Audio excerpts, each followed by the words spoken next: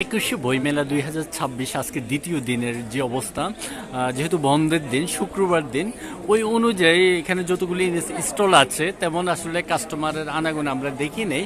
শুধু একটা স্টলে দেখেছি অন্য প্রকাশ, যেটা এখানে একটু ক্রেতার উপস্থিতি বেশি।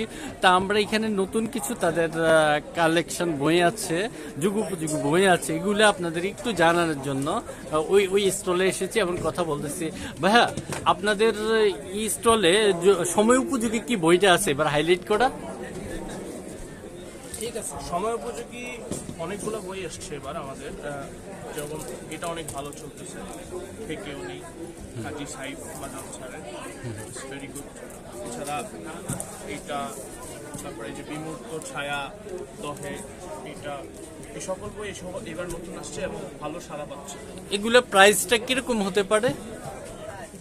সবগুলো একটা মিনিমাম প্রাইস ধরেন, স্টুডেন্ট ফ্রেন্ডলিও আছে অ্যান্ড 25% ডিসকাউন্ট আমরা দিচ্ছি, অ্যারাউন্ড ধরেন 500-র ভিতরে। আচ্ছা, আপনার বিশেষ করে তরুণদের আকর্ষণ করার কি বই আছে আপনাদের এবার? তরুণদের আকর্ষণ করার জন্য এই সকল বইও ভালো। এছাড়া হুমায়ুন আহমেদ স্যার তো অলওয়েজ বেস্ট। হ্যাঁ, ওনার কি বই আছে এবার? হুমায়ুন আহমেদ স্যার আমাদের প্রকাশনীতে যতগুলো বই বের হয়েছে সবগুলোই আমাদের কাছে অ্যাভেলেবল আছে। আপনাদের আর বর্তমান সময়ে আমিও তো এই সময়ের মানুষই, তো বলা যায় যে রাদার দ্যান নতুন বুক আমরা হুমায়ুন আহমেদটা মানুষটা একটু বেশি পছন্দ করে। আচ্ছা, এই সকল বইও খুব ভালো। আর ছোটদের যারা বেবি আছে, সাধারণত 10 বছর, 8 বছর, 5 বছর, তাদের জন্য কি বই আছে আপনাদের?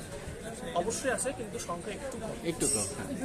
আর যারা আপনার 30 থেকে 50 বছরের যারা আছে তাদেরকে আকর্ষণ করার জন্য কিরকম আপনার বই আছে আপনাদের? আল মাহমুদ স্যারের বই আছে, সাদাত সাহেবের বই আছে। সাদাত সাহেবের বইকে মানে খুব অবাক লাগে আমার এটা বলতে, সাদাত ভাইয়ের বই মানে অনেক ঊর্ধ্বতর বয়সের মানুষও পড়ে এবং আমাদের বয়সের ছেলেমেয়েরাও পড়ে।